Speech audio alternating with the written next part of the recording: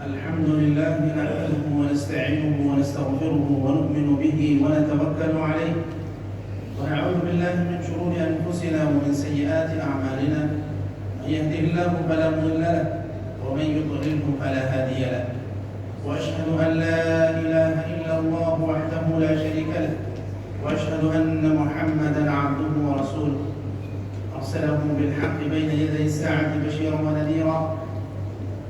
أما بعد، فإن خير الحديث كتاب الله، وخير الهدي هدي محمد صلى الله عليه وسلم، وشر الأمور محدثاتها، كل محدثة بدعة، كل بدعة ضلالة، وكل ضلالة في النار.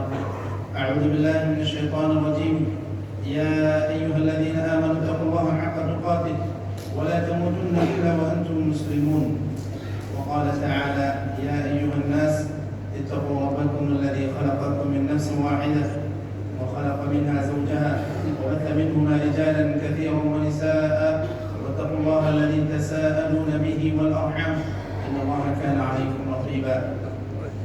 وقال تعالى: يا أيها الذين آمنوا اتقوا الله وقولوا قولا سديدا يصلح لكم أعمالكم ويغفر لكم ذنوبكم، ومن يطع الله ورسوله فقد فاز فوزا عظيما. أما بعد، إخوة الإيمان، أوصيكم وإياي أولا بتقوى الله في السر والعلن. وبعد، سنتحدث في هذه الخطبة حول موضوع فضل عشر ذي الحجة.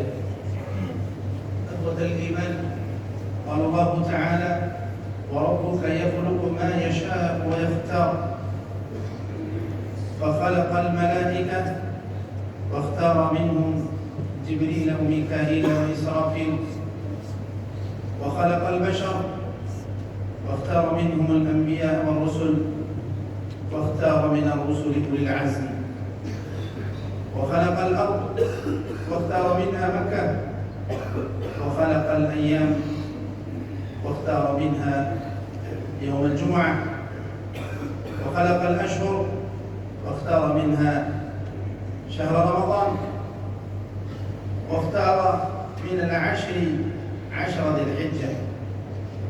فلنعرف فضائل عشر ذي الحجة. إخوة الإيمان، فمن فضائل عشر ذي الحجة أن الله أقسم بها. قال تعالى: وليال عشر، وإن الله لا يقسم إلا بعظيم. ومما يدل على أن الله لا يقسم إلا بعظيم أن الله أقسم بالسماوات والأرض والرياح، ومن الأوقات العصر والفجر والضحى والليل والنهار. وإن دل على شيء فهو يدل على عظمتها. وإن الله تعالى يقسم من خلقه بما يشاء، ولا يجوز لخلقه إلا أن يقسموا إلا بالله. إخوة الإيمان، ومن فضائل عشر ذي الحجة أنها أفضل أيام الدنيا على الإطلاق، دقائقها وساعاتها وأيامها وأسبوعها. قال صلى الله عليه وسلم: ما من أيام العمل الصالح فيهن أحب إلى الله من هذه العشر.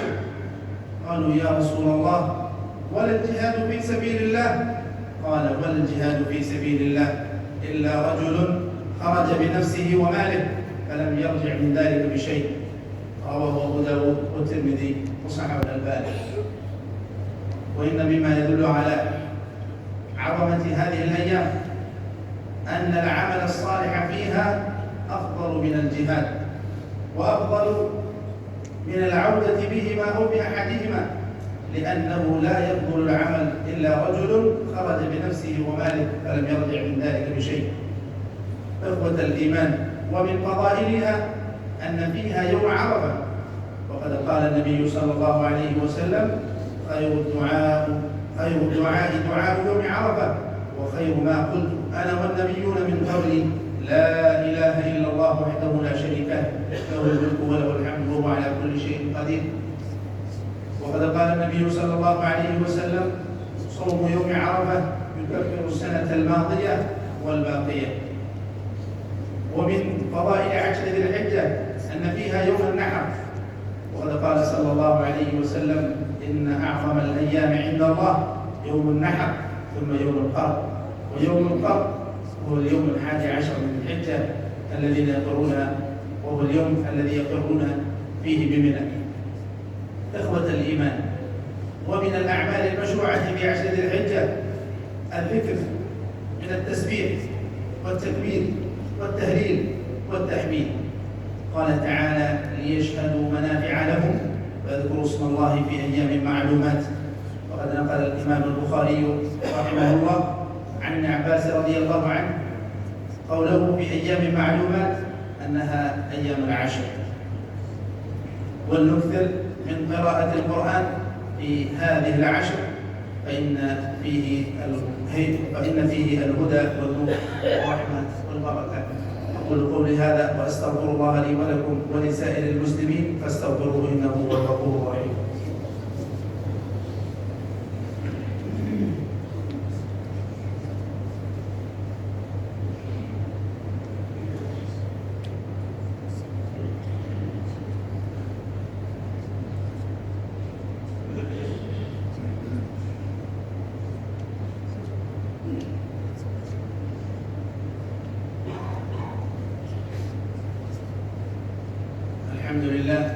الحمد لله على إحسانه، والشكر له على توفيقه وامتنانه. الصلاة والسلام على رسوله الأمين وعلى آله وصحبه أجمعين. أما بعد، إخوة الإيمان، ومن الأعمال المشروعة في عشر ذي الحجة الإكثار من الصدقة، فبالصدقة ينال الإنسان الأجر والمثوبة. قال الله عز وجل: الذين ينفقون أموالهم بالليل والنهار سروا وعلانية فلهم أجرهم عند ربهم ولا خوف عليهم ولا هم يحزنون. وقد قال النبي صلى الله عليه وسلم: 7 يظلهم الله في ظله يوم لا ظل إلا ظله. وذكر منهم: ورجل تصدق بصدقة حتى لا تعلم شماله ما تنفق يمينه. إخوة الإيمان، ومن الأعمال المشروعة في عشر ذي الحجة الاجتناب من الأخذ بالشعر والأظفار. وقد صح عن النبي صلى الله عليه وسلم بما روت أم المؤمنين أم سلمة رضي الله عنها قالت: قالوا: يا رسول الله، سئل رسول الله صلى الله عليه وسلم في عشر ذي الحجة فقال صلى الله عليه وسلم: من أراد أن يضحي فليمسك عن شعره وأظفاره. رواه مسلم في صحيحه. ومن أخذ شيئا من شعره أو أظفاره ناسيا تصح أضحيته ولا شيء عليه. نسأل الله تعالى أن يجعلنا من الذين يستمعون القول فيتبعون أحسنه. اللهم أعز الإسلام والمسلمين وأذل الشرك والمشركين ودمر أعداء الدين واجعل هذا البلد آمنا مطمئنا وسائر بلاد المسلمين. اللهم من أراد الإسلام والمسلمين بسوء فاشغله بنفسه واجعل كيده في نحره يا قوي يا عزيز. اللهم انصر المجاهدين في سبيلك في كل مكان. اللهم كن لهم ناصرا ومعينا ذا الجلال والإكرام. اللهم وفق جميع ولاة أمور المسلمين لتحكيم شرعك وللعمل بسنة نبيك. اللهم وفق ولي أمرنا لما تحب وترضى، وخذ بناصيته للبر والتقوى وهيئ له البطانة الصالحة. اللهم اكفنا بحلالك عن حرامك واغننا بفضلك عمن سواك. اللهم إنا نسألك الهدى والتقى والعفاف والغنى. اللهم إنا نسألك الجنة وما قرب إليها من قول وعمل، ونعوذ بك من النار وما قرب إليها من قول وعمل. اللهم اقض الدين عن المدينين واشف مرضانا ومرضى المسلمين وارحم موتانا وموتى المسلمين.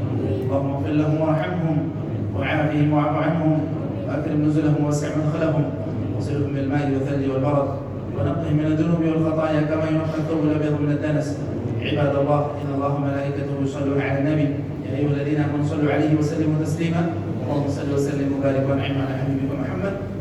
وارض اللهم عن الخلفاء الراشدين ابي بكر وعمر وعثمان وعلي وعن سائر صحابه نبيك اجمعين وعنا معهم بعفوك وكرمك وجودك يا اكرم الاكرمين. عباد الله، ان الله يامر بالعدل والاحسان وايتاء ذي القربى وينهى عن الفحشاء والمنكر والبغي يعظكم لعلكم تذكرون. اذكروا الله يذكركم وادعوه يستجب لكم ولذكر الله اكبر والله يعلم ما تصنعون. واقم الصلاه.